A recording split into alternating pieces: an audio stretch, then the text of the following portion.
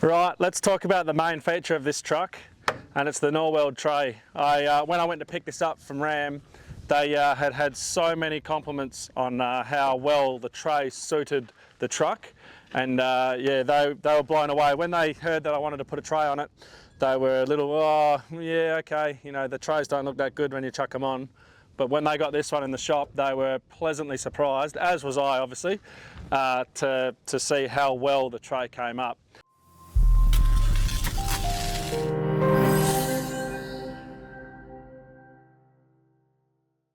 G'day everyone, JH from Toms Brook Farm.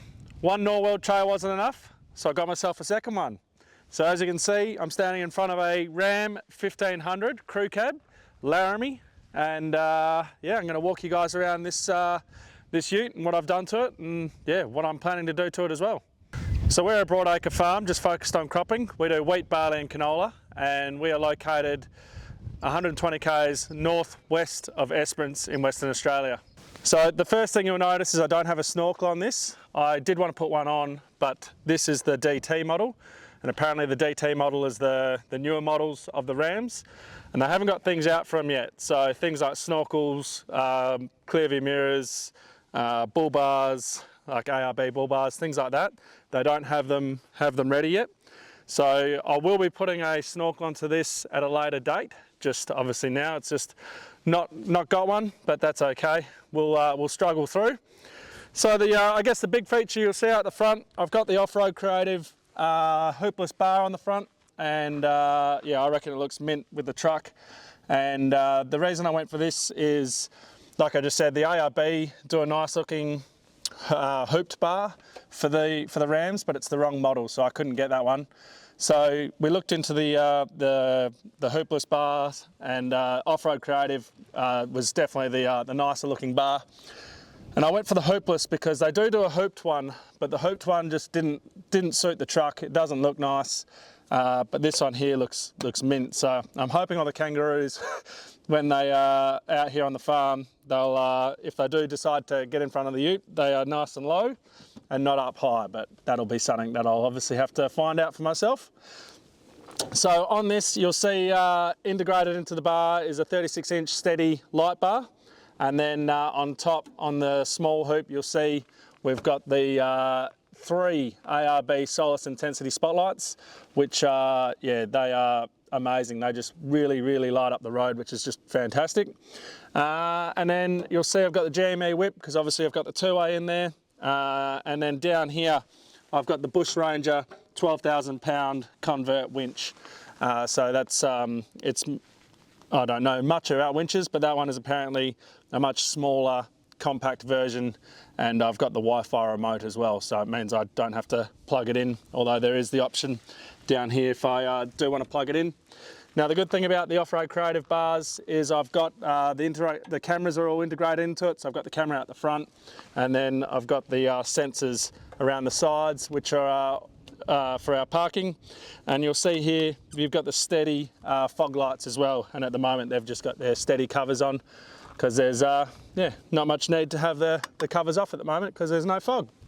Right, let's talk about the main feature of this truck, and it's the Norweld tray. When I went to pick this up from Ram, they had so many compliments on how well the tray suited the truck, and yeah, they were blown away. When they heard that I wanted to put a tray on it, they were a little, oh yeah, okay, you know, the trays don't look that good when you chuck them on. But when they got this one in the shop, they were pleasantly surprised, as was I obviously, to see how well the tray came up. So you'll see we've got the Deluxe Plus Tray. It's the same one that we've got on the Ford Ranger.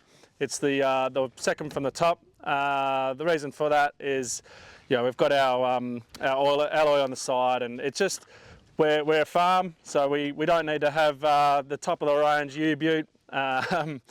We don't need to have it so that we can scratch paint and do all that. So we went for this one, and yeah, we'll go through some of the features.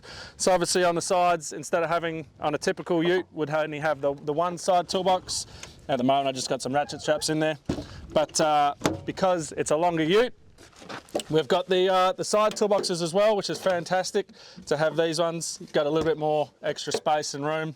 Because it's a bigger tray, I've also got the 60 litre fresh water tank on there, which is just fantastic. And then when we come around to the back, we've got the 1200 trundle drawer, which is just amazing, full size.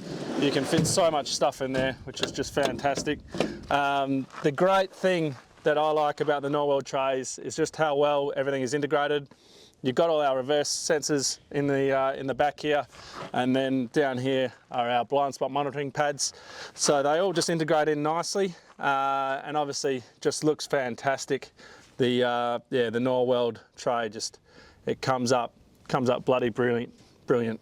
So around this side is obviously the same. We've got the two toolboxes on the sides, but what you can't see is under here we've got the Long Ranger fuel tank. So that's a 205 litre fuel tank under there. The Ram's standard fuel tank is, I think it was 120 or 125. So I've upgraded that. Now it's a 205 litre. It was a toss-up between the Long Ranger and the Brown Davies. The Brown Davies, I think, was only about 190 litres. So I wanted that extra 15 litres because you never know where you're going to be. And having that extra little bit of fuel, that peace of mind. That's the reason why I went for the Long Ranger, just so I had that little bit more fuel, and it sits in there nice and snug. So inside the Ram itself, I haven't done much. I've got down here the XRS Connect GME 2A, which is just fantastic. I love having the recall function on it. I've also got a 4K dash cam up the top there. That's ThinkWare dash cam. So it's got a front and rear facing dash cam. But aside from that, nothing else has changed in here. Obviously you've got a lot of room, a lot of plugs. The Ram is a very nice car to drive.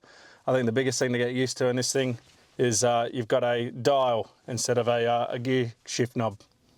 Future upgrades. What am I planning to do to this? Well, I guess the big thing is I'm hoping that I'll one day have a Norweld canopy on the back. So that's the big one to put on the back. But up front is the tyres. These are obviously the bitumen tyres. Once they're worn out, they'll be changed to an all-terrain tyre just to more suit my gravel conditions out here and driving in paddocks. The rims, I'm not too sure about. So these are a 20-inch rim. I think it might be better to maybe go down to an 18-inch, have a bit more rubber. But I'll just see how I go when I switch it to those all-terrain tyres on there, and I'll see how that looks. The next thing is a GVM. So this hasn't had a GVM upgrade to it. I did contemplate doing that when I first got the truck, like I was getting it all through the dealer. I opted out for it just because of the price at the time, and obviously I hadn't driven it before, so I wanted to know what it drove like. I've now had the caravan on the back and I've had everything on there. I think I'll go for a GVM and get a 2-inch lift because being a farm and being a petrol ute, it can be a little bit iffy when you're driving around the paddocks with a petrol ute. So just having that bit more clearance would be nice. The next thing is the side steps. So as you guys can see, there's no side steps on this thing until you open your door and the side steps come down. The longevity of those out here on my gravel roads in the dust, I'm not too sure on how they're gonna go. So we'll just see how that functions and how that will work as a farm ute. I do like the side steps, how they do go up and down, because it means that the ute has got that higher clearance. And then if I get a 2-inch lift on it, then obviously having the side steps that come down will be nice, especially for when I've got the kids in the car, because they can't exactly climb up into this thing. It's it is pretty tall, and once you put a lift on it, it'll be taller again. So I'm that's what I'm looking forward to upgrading on this. I'm looking forward to putting this and the Norweld tray to test as a farm ute. Having like I said, a petrol American truck as a farm ute is pretty uncommon. Normally people go for the 2500s. The main reason for me to stay with a 1500 is you still get the same towing capacity between this and a 25. So you got your 4.5 tonne towing, 4 tonne towing. And the only difference between the 2500 and the 1500 is if you register that as a light truck, then you will be able to get up to your 8-ton towing. But if I do that, then my wife isn't able to drive the car. She'd have to go and get a license to go and drive it. So when we go away camping or on holidays,